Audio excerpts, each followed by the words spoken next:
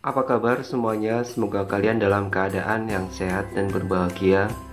Bersama saya Muhammad Yunus, kali ini kita akan bersama-sama membahas tentang teks laporan percobaan. Laporan adalah segala sesuatu yang disampaikan seseorang, baik berupa lisan ataupun tulisan, yang berisi kegiatan yang sudah dilakukan pada pihak yang meminta hasil kegiatan tersebut.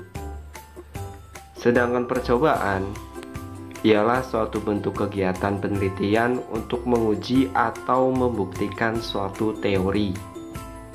Jadi, jika digabungkan, teks laporan percobaan ialah bentuk teks atau tulisan yang berfungsi untuk menyampaikan hasil kegiatan percobaan yang tujuannya menguji atau membuktikan teori.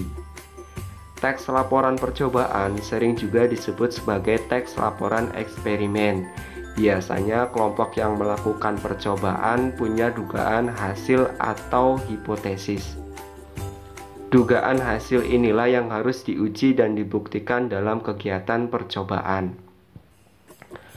Dalam kehidupan sehari-hari, saat mendengarkan radio atau menonton televisi, membaca surat kabar, membaca buku-buku pelajaran, dan mendengarkan uraian guru, serta di lokasi niaga seperti pasar swalayan atau pusat-pusat perbelanjaan, kita dipenuhi dengan informasi dari berbagai sumber.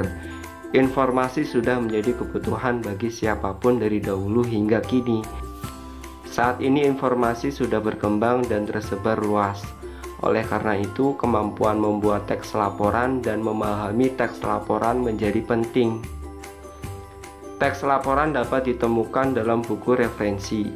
Contoh laporan terdapat dalam ensiklopedia, dokumen buku panduan, laporan eksperimen, dan presentasi kelompok penelitian. Tujuan teks laporan utamanya adalah mengklarifikasikan dan atau mendeskripsikan dan memberi informasi faktual. Mengidentifikasi informasi laporan percobaan. Pada bagian ini, kamu akan mendapatkan penjelasan dan contoh agar mampu menyusun laporan percobaan. Kompetensi membuat laporan percobaan berkaitan erat dengan kompetensi kelompok mata pelajaran IPA atau sains. Di kelas 7 kamu sudah mempelajari teks laporan. Sebagai pengingat kembali, laporan adalah teks yang menyajikan informasi tentang suatu sebagaimana adanya. Informasi yang dihasilkan merupakan hasil observasi dan analisa yang sistematis. Misalnya laporan informatif yang berisi tentang makhluk hidup seperti tumbuhan dan hewan, dan makhluk non-hidup seperti sepeda dan samudra. Sekarang kita akan membandingkan beberapa teks untuk membantu kalian dalam memahami teks laporan percobaan. 1. Sepedaku termasuk sepeda ontel jingki yang tidak memiliki batangan. Besi berbentuk pipa yang menghubungkan setang dan tempat duduk. Tempat duduknya terbuat dari kulit. Warnanya hitam tetapi sudah memudar. Ban depan sepedaku memiliki garis putih yang jarang ditemukan untuk ban sepeda. Ukuran ban sekitar 18 inci. Rem tangan depan dan belakang terbuat dari besi bukan kabel. Bel sepeda khas berbunyi kring-kring terletak di setang kanan. Sepeda ini kupakai ke sekolah. Teman-temanku berkelakar bahwa aku seperti naik onta. Badanku kecil tidak cocok dengan sepeda yang besar. Saat mengayuh, kakiku yang pendek tidak sepenuhnya dapat mengikuti kayuhan. Kakiku menggantung di atas pedal bagian bawah. 2. Fixed gear adalah gear gigi kaku yang menggerakkan sebuah sepeda ataupun kendaraan lain dan merupakan bagian yang disebut driver train. Drivetrain merupakan gabungan berbagai komponen yang saling terhubung dan merupakan sistem penggerak sepeda yang terdiri atas pedal lengan engkol, crank, gear depan, chainring, gear belakang, jok, dan tentunya rantai. Gabungan komponen di bagian pedal yaitu pedal lengan engkol dan gear depan. Rantai akan melingkari gear depan dan mengaitkannya dengan gear belakang yang terhubung dengan roda belakang. Ketika pedal diinjak, lengan engkol akan mengikutinya, memutar gear depan yang tertempel, kemudian menarik rantai yang juga otomatis mengajak gear belakang untuk berputar. Karena gear menempel pada roda belakang, berputarlah roda itu dan meluncur. 3. Sepedaku adalah kendaraan beroda 2 atau 3, mempunyai stang, tempat duduk, dan sepasang pengayuh yang digerakkan kaki untuk menjalankannya. Salah satu jenis sepeda yang banyak digunakan hingga tahun 1970-an adalah jenis ontel. Sepeda ontel memiliki ciri posisi duduk tegak, reputasi sangat kuat, dan bermutu tinggi. Rumah rantai tertutup dengan gigi yang tidak bisa diubah dan biasanya terdapat dinamon di bagian roda depan untuk menyalakan lampu. Sepeda ontel juga dilengkapi rem drum untuk pengereman. Berbagai merek sepeda ontel dari berbagai negara beredar di pasar Indonesia. Pada segmen premium, misalnya merek Fong-Res, Gazelle, dan Sunbeam.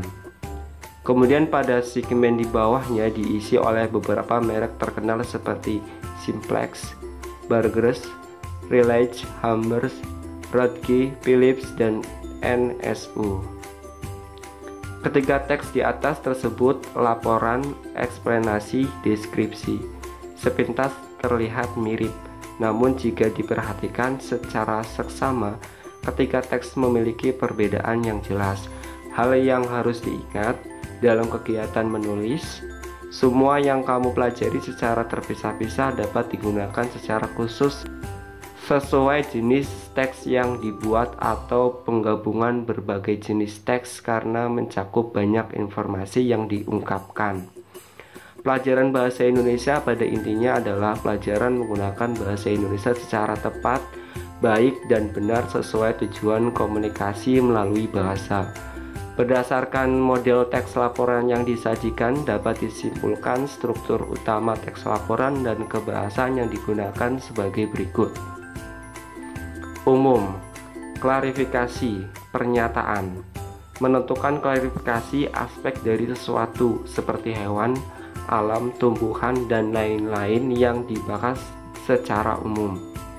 Uraian, menggambarkan sesuatu yang dibahas secara rinci bagian per bagian, kebiasaan atau kebutuhan hidup makhluk hidup dan menggunakan bahan dan alat, perilaku alamiah, dan hal khusus.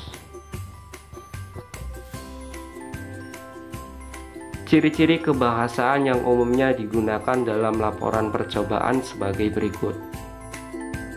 1. Mengenalkan aspek umum atau kelompok generik seperti kendaraan roda 2, transportasi umum, manusia, keluarga kucing, ikan air tawar, unggas, reptilia, dan lain-lain.